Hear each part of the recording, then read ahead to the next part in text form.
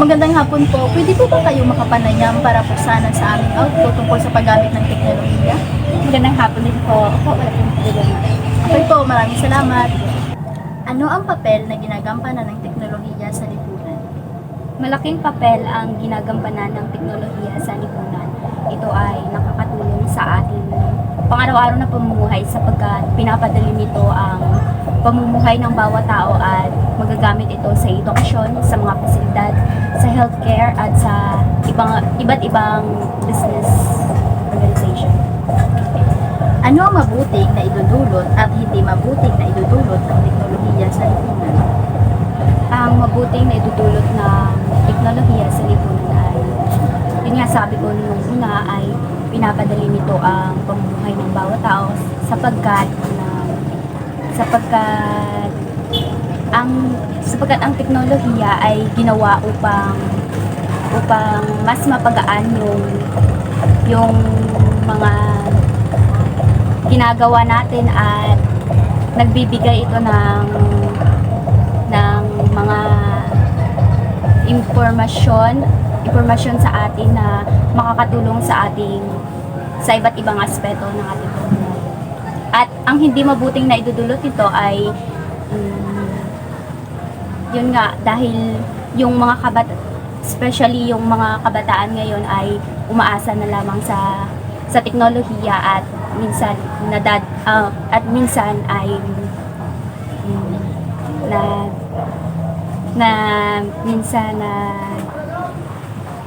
nagiging tamad at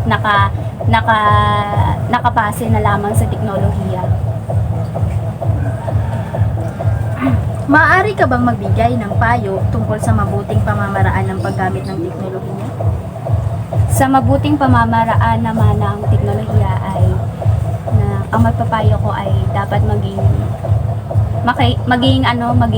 good model o maging good influencer sa mga tao, especially if katulad nga halimbawa sa paggamit ng teknolohiya, may mga scammer or may mga fake news na katulad sa social media, isa itong plataforma na ginawa din ng teknolohiya na kapag may mga scammer or may mga fake news, dapat i-report ito. Ito yung isang mabuting halimbawa kung paano gumamit ng teknolohiya. Paano napapadali ng teknolohiya ang buhay ng isang tao? Sa ika nga ng in just one tap of your hand na napapadali ng teknolohiya yung buhay ng isang tao kasi hindi ka na katulad nga ng sa mga estudyante na kahit busy ka, hindi ka na kailangan pumunta pa sa library, pumunta ka na lang sa mga iba't ibang educational apps katulad ng Google at mga journals sa online. Paano nakakatulong ang teknolohiya sa pag-aaral ng mga estudyante?